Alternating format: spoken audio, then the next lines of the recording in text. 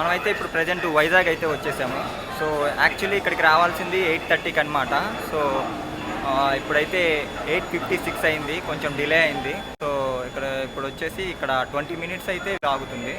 ఎందుకంటే మా ఇంజన్ వచ్చేసి చేంజ్ చేసుకుంటారనమాట, ఫ్రంట్ బ్యాక్కి వెళ్ళిపోతుంది కదా. ఇక్కడ వచ్చేసి మనకి ఇంజన్ అనేది చేంజ్ చేయబడుతుంది. సో అందుకని చెప్పి మనకి 20 మినిట్స్ అయితే పడుతుంది. సో ఈ ఇంజన్ అయితే ఇందాక వెనక నుంచి చూశాను, ఇంకో ట్రైన్ వస్తుందేమో అనుకున్నాను, కాదు, ఇంజన్ అయితే వచ్చింది. సో ఇంజన్ అయితే ఇక్కడ జాయిన్ చేస్తున్నారు.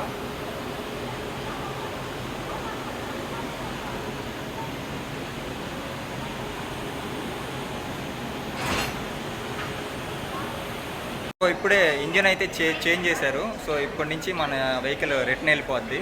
సో డైరెక్ట్ నెక్స్ట్ వచ్చేసి మన స్టేషన్ వచ్చేసి విజయనగరం అనమాట, నెక్స్ట్ స్టాపు.